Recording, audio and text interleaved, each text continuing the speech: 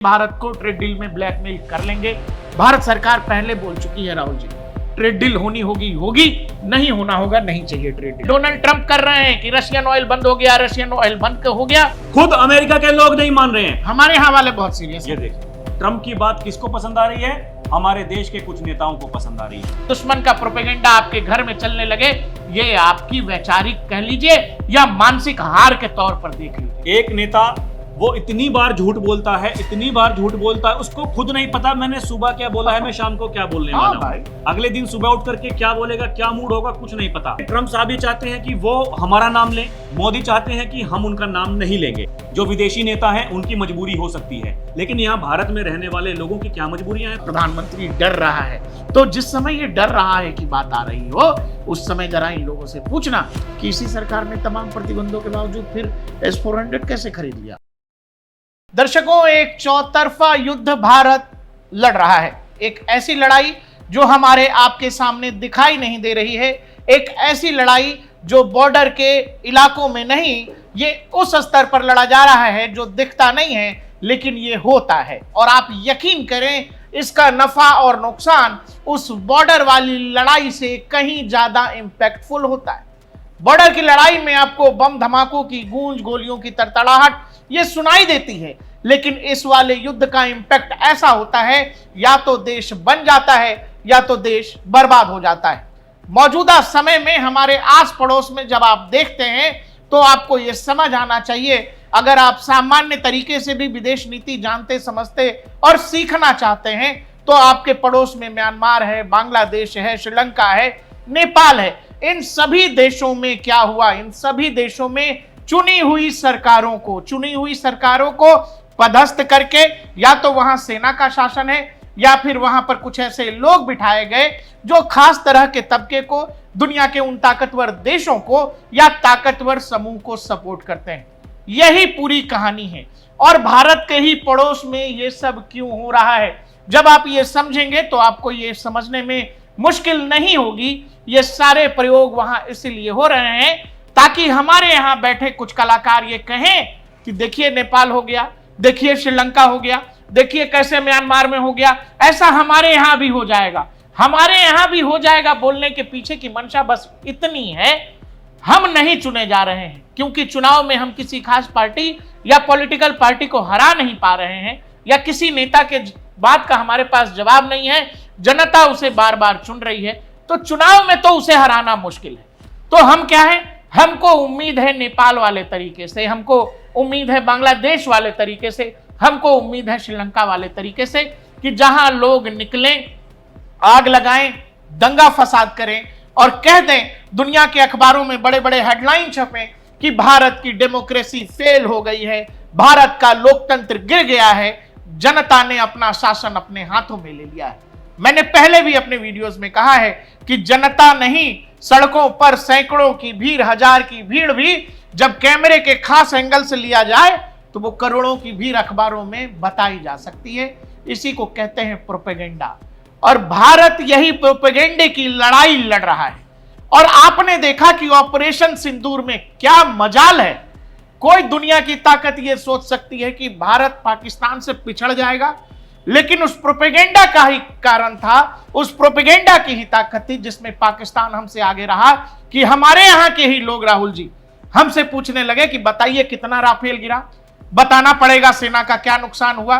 जबकि सामान्य समझ ये कहती है, मानवीय समझ, छोड़ दीजिए आपके क्या समझ आता नहीं समझ आता, खुली आंखों से आपने क्या देखा। दुनिया भर के अखबारों ने, लैब्स ने अलग अलग रिपोर्ट्स जारी किए जिसमें पाकिस्तान के अलग अलग एयर बेसेस थे राहुल जी। क्या भारत का भी कुछ ऐसा दुनिया ने दिखाया? कहीं कोई तस्वीर, कहीं कोई फोटो नहीं दिखाया। बावजूद इसके ये प्रोपेगेंडा में पाकिस्तान जीता और इसमें हमारे ही लोगों ने सहयोग किया। एक और नया प्रोपेगेंडा आजकल खेला जा रहा है। यह प्रोपेगेंडा है, भारत ने रूस से रशियन ऑयल खरीदना बंद कर दिया है, भारत रशियन ऑयल खरीदना बंद कर देगा। इन दोनों ही चीजों में एक समानता है, वो है रॉयटर्स। रॉयटर्स नाम का एक मीडिया संस्थान जिसने सबसे पहले यह लिखा था कि भारत के रफेल गिरे।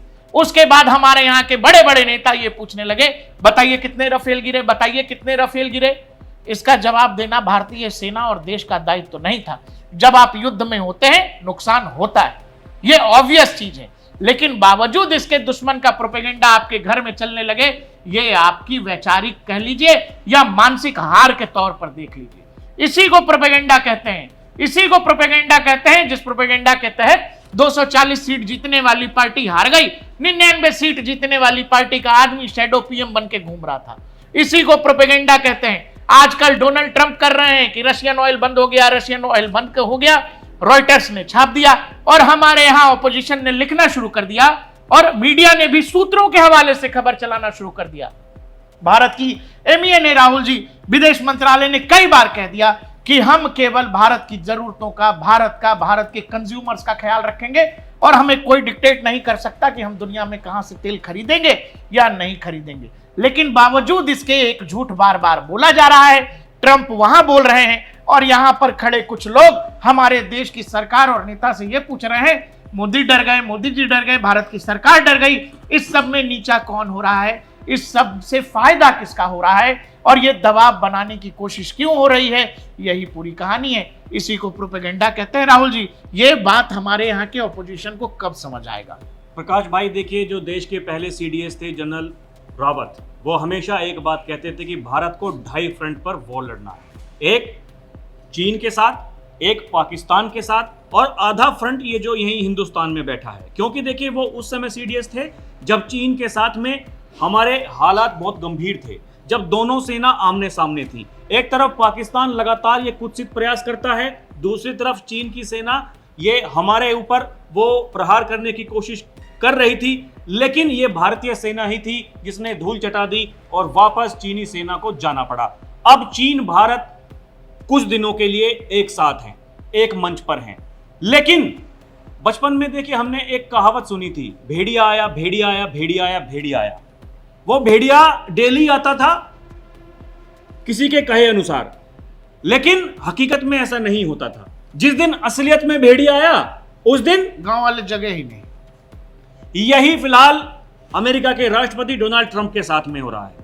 ट्रंप साहब झूठ पर झूठ, झूठ पर झूठ, झूठ पर झूठ, झूठ पर झूठ, दुनिया का कोई नेता नहीं मान रहा है, खुद अमेरिका के लोग नहीं मान रहे हैं। हमारे यहाँ वाले बहुत सीरियस। ये देखिए, अमेरिका के उन्हीं की पार्टी के नेता नहीं मान रहे हैं। वो कह रहे हैं, भाई साहब, बर्बादी की तरफ लेकर के जा रहे हो, आए थे मागा लेकर के, लेकिन कर रहे हो अमेरिका को बर्बाद। समस्या इस बात की है, ट्रंप की बात किसको पसंद आ रही है? हमारे देश के कुछ नेताओं को पसंद आ रही है।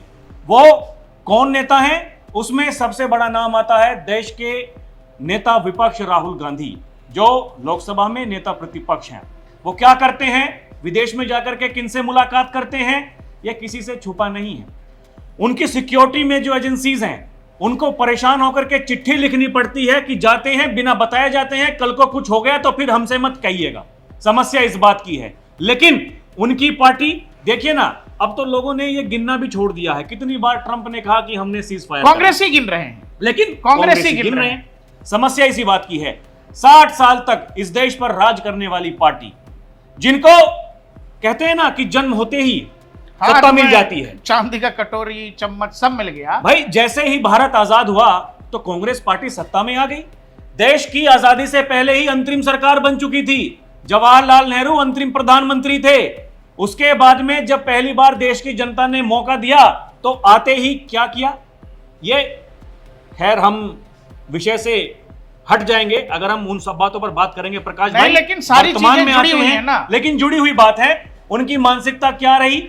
वो लोग थे 1962 में जब युद्ध हो रहा था, तो अभी बहुत सारी खबरें छपती हैं जो उस समय के सेना अधिकारी हैं, बताते हैं हमको मना कर दिया था। जब हमने कहा था कि चीन भारत के ऊपर हमला कर सकता है तो मानने से मना कर दिया था। आज किताबों में छप रहा है। अरे मानने उस समय से के अधिकारी हैं, ये वो बता रहे हैं, ये वो लोग हैं जिन्होंने कहा था कि देश को आर्मी की क्या जरूरत है, सेना की क्या जरूरत है, सेना रख के क्या होगा। और जो जमीन चीन ने ले ली वो तो उपयोग में तो है नहीं, बंजर जमीन है, बंजर जमीन है, ले भी ली तो क्या हो गया, कोई दिक्कत नहीं, घास का तिनका नहीं। ये वो पार्टी है जिसका रक्षा मंत्री खड़े होकर के संसद में ये कहता है कि अगर चीन के आसपास हम रोड बनाएंगे उसका इस्तेमाल चीन कर लेगा। समझिए, ये वो पार्टी है जो आजादी के बाद से लेकर के अभी तक लगातार कुछ भी हुआ ये विदेश भाग गए। आज ये कहते हैं भारत की विदेश नीति ठीक नहीं है। ये लोग ट्रंप की बात पे इतने सीरियस क्यों हो गए? अब देखिए ट्रंप साहब को क्या लगता है कि भाई साहब पूरी दुनिया में कोई सुनने को तो तैयार नहीं, उनके देश में उनकी बात कोई सुनने को तैयार नहीं। सुन कौन रहा है? राहुल गांधी सुन रहे हैं, कांग्रेस पार्टी सुन रही है। लेकिन राहुल गांधी और कांग्रेस तब नहीं सुन रहे थे जब ट्रंप ये कह रहे थे Modi is my friend, India is great country. लेकिन आजकल जब एंटी इंडिया बयान दे रहे हैं, वो सब कुछ डोनाल्ड ट्रंप की बात राहुल गांधी और उनकी पार्टी को सुनाई दे रहा है। राहुल जी, इस पूरी कहानी का एक छोर ये है कि रशियन ऑयल भारत नहीं खरीदेगा, नहीं खरीदेगा, नहीं खरीदेगा। ये प्रचार वहां डोनाल्ड ट्रंप कर रहे हैं, यहां पर कांग्रेसी कह रहे हैं कि नरेंद्र मोदी डर गए, नरेंद्र मोदी डर गए। इस सब के पीछे की कहानी यह है कि ट्रेड डील पीछे से चल रही है। डोनाल्ड ट्रंप को लगता है कि इस तरह की बातें करके भारत का अपोजिशन यहां दबाव बनाएगा, क्योंकि भारत का अपोजिशन तो ट्रंप की बात लेके उड़ रहा है और वो ये कहना शुरू कर देगा कि मोदी डर गए, मोदी डर गए। और जितनी बार कहेगा उतनी बार आकर के नरेंद्र मोदी सफाई देंगे। वो सफाई दी नहीं जाती है। दूसरा, इसी बहाने वो ये चाहते हैं कि ट्रेड डील में शायद भारत की जो हमने आपको पता है कि नरेंद्र मोदी ने कहा कि मैं पर्सनल व्यक्तिगत रूप से मुझे क्षति होगी, मुझे रिस्क है इस बात का, लेकिन देश के एग्रीकल्चर सेक्टर में, मिल्क सेक्टर में, या फिर फर्टिलाइजर सेक्टर में या मेडिकल सेक्टर में हम अमेरिकी कंपनियों को उनकी शर्तों के बावजूद नहीं आने देंगे। वो जो दूध प्रोडक्ट हमारे यहाँ, दुग्ध प्रोडक्ट, मिल्क प्रोडक्ट वो जो बेचना चाहते हैं, वो अपनी गायों को चिकन खिला रहे हैं।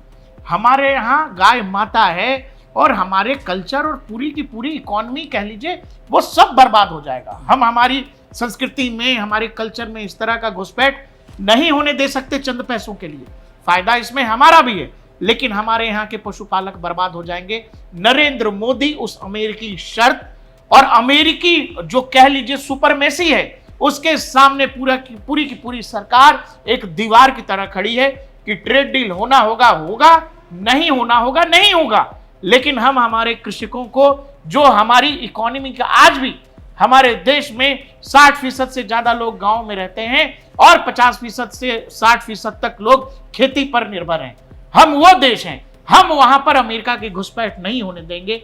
और इसीलिए तरह तरह के, इतने तरह के प्रपंच हैं मेरे भाई कि एक वीडियो में हम दोनों का ये बता पाना बड़ा मुश्किल है। इसीलिए हम एक छोर आपको बता रहे हैं कि ये ट्रेड डील जो पीछे से चल रहा है, आप ये बताइए ना कि अमेरिका जो कह रहा था कि भारत पाकिस्तान से हमको मतलब ही नहीं है, लड़ रहे हैं, वो लोग तो लड़ते रहते हैं।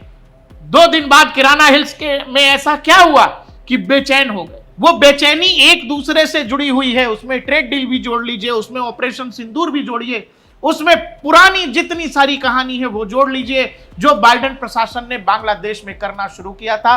क्रिश्चियन कॉरिडोर की बात करनी शुरू की थी, हम लोगों ने पहले भी वीडियोस इस पर किए हैं, वो देखिएगा हमारे चैनल पर। कोई एक कहानी नहीं है, लेकिन जब जब देश के प्रधानमंत्री और सरकार को नीचा दिखाने का प्रयास हुआ है, रॉयटर्स लिखता है, डोनाल्ड ट्रंप बोलते हैं, यहां का ऑपोजिशन हमसे राफेल की संख्या पूछने लगता है, हमारी सेनाओं से पूछने लगता है। जब ज्यादा देश की सेनाओं पर उंगली उठाई गई, देश की सेना ने सामने आकर के कह दिया, भाई सुनो, दुनिया के बेहतरीन फाइटर जेट्स गिरे हैं, F-16 गिराया है हमने।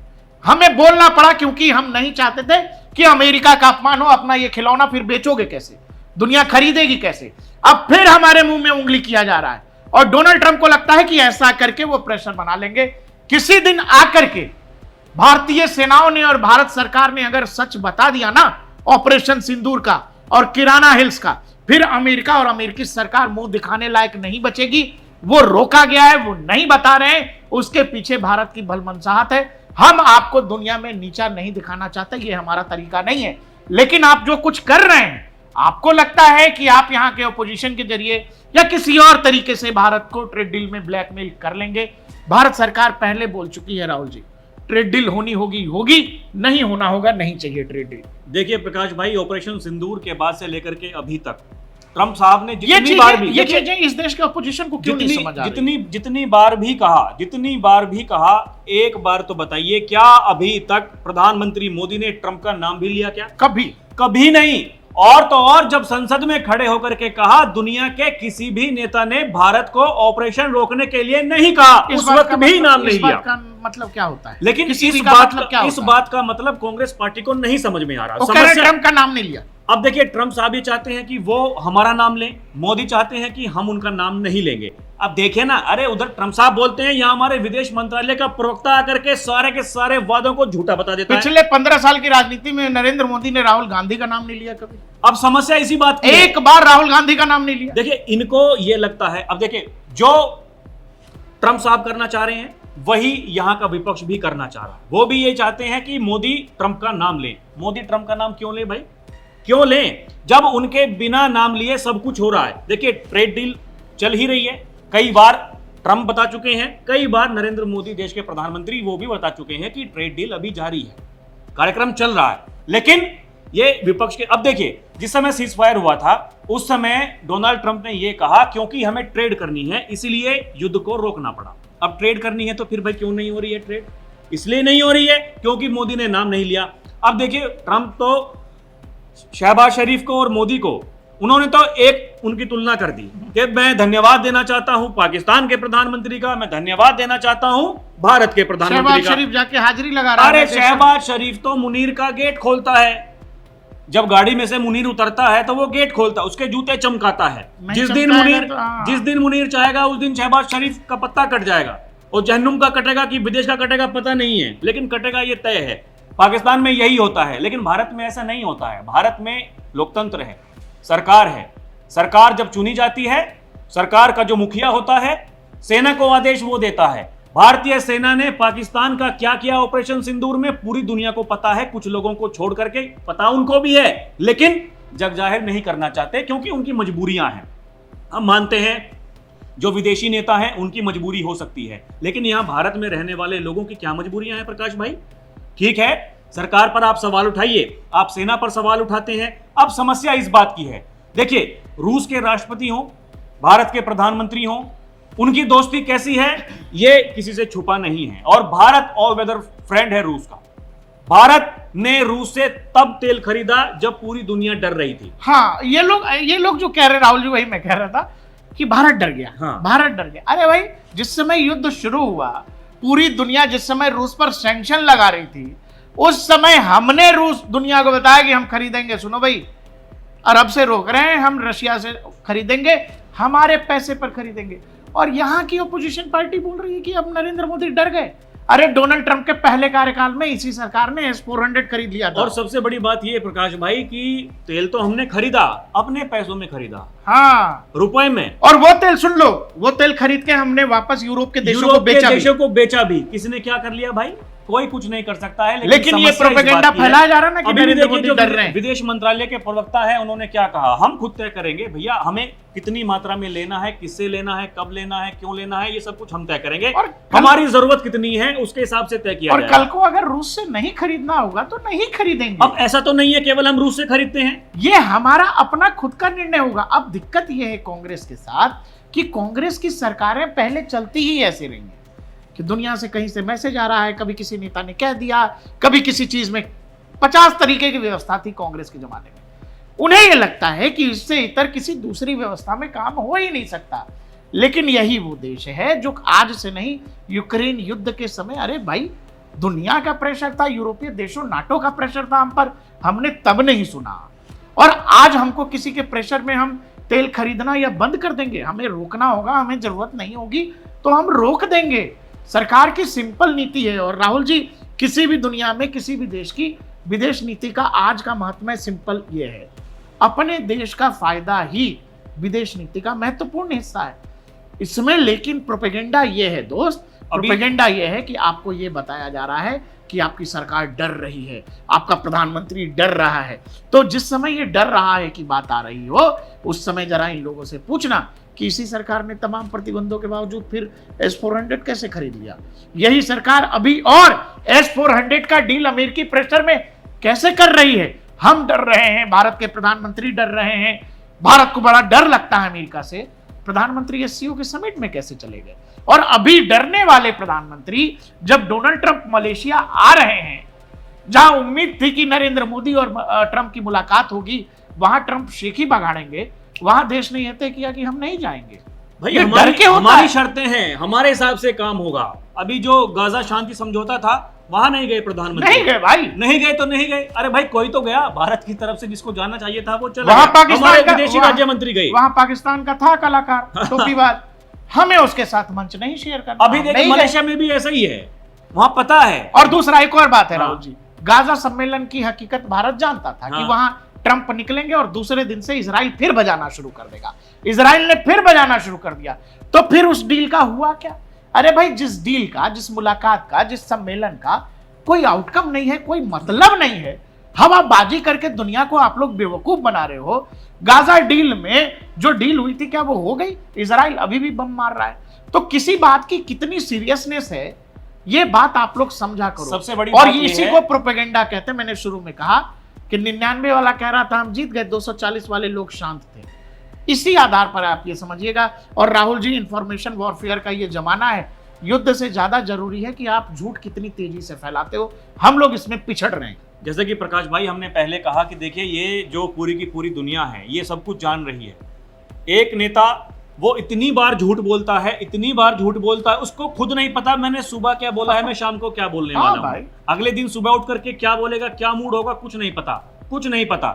भाई उसकी बात पर तो क्या ही यहाँ पर बहस करनी। लेकिन सवाल ये है कि उसकी बात को सच मानते हैं यहाँ के राजनेता। ठीक है भाई, वो आपका प्रोपोगेंडा हो सकता है, आपको जाना ही जाता है इसी काम के लिए। लेकिन सवाल ये है कि आप क्या बताना चाहते हैं, देश की जनता के सामने क्या संदेश देना चाहते हैं। एक तरफ सरकार ये कह रही है कि भाई साहब ये फालतू के चक्करों में पड़ना हमें ये नहीं। तो अच्छी बात है कि देश की जनता ने सीरियस लेना बंद कर दिया, नहीं तो बड़ा संकट। अरे देखिए ना, बिहार में भाई साहब अभी 2-3 महीने पहले क्या पूरा माहौल बना दिया था। एक ही मुद्दा है, ब्रेक कीजिए, कोई भी पत्रकार जाए कुछ सवाल पूछने देश का के सबसे लिए, बड़ा मुद्दा, देश का सबसे बड़ा मुद्दा वोट चोरी, इसको ब्रेक करो। ये मैं कह रहा हूं, ये ब्रेक करो। अरे भाई साहब आपके कहने से थोड़ी होता है, आप तो कह ही रहे थे। जिन लोग साथ घूम रहे थे वही नहीं मान रहे। और जब चुनाव आयोग ने कह दिया कि भाई साहब लिखित में दे दीजिए, तो आज तक नहीं दे पाए हैं। और जब पत्रकार ने सवाल पूछा तो क्या कोर्ट में जाएंगे? नहीं, मेरा काम नहीं है लोकतंत्र बचाने का। ये तो भाई साहब, ये तो आपकी क्रेडिबिलिटी है, लोग आप पर क्या विश्वास करेंगे। कुल मिलाकर दर्शकों, बात यह है, हमारे और राहुल जी का कहने का मतलब यह है, इस पूरी विश्लेषण का सार यह है दोस्त, भारत अलग अलग स्तरों पर एक वैश्विक युद्ध लड़ रहा है। युद्ध दुनिया के स्तर पर भी लड़ा जा रहा है। बहुत ताकतवर लोग हैं, ताकतवर देश हैं, ताकतवर एजेंसियां इसमें इन्वॉल्व हैं। और एक घरेलू स्तर पर भी लड़ाई है। इस घरेलू स्तर वाली लड़ाई को उस वाली लड़ाई से जोड़कर कुछ लोग देश में, कुछ लोग विदेश में फायदा लेना चाहते हैं। आपको करना बस ये है कि आपको सतर्क रहना है, आंखें खोलकर रखनी है और अपने दिमाग से काम लेना है, क्योंकि ये समय एक तरह का संक्रमण काल है इस देश के लिए। भारत अगर इस समय से सुरक्षित निकल गया, फिर भारत को रोकने वाला, पकड़ने वाला कोई नहीं होगा। बहुत ही संयमित रहकर और बहुत समझदारी से काम लेने का समय है, क्योंकि मैंने आपसे बोला कि भारत पहली बार आजादी के बाद दुनिया की उन ताकतों से टकरा रहा है जिन ताकतों को ये लगता था कि भारत हमारे कहने से चलेगा, हमारे कहने से रुकेगा, हमारे कहने से बैठ जाएगा। उन ताकतों के सामने भारत ने अपने फैसले खुद लेने शुरू कर दिए हैं। देखते रहिए DNP इंडिया, हर खबर भरोसे के साथ।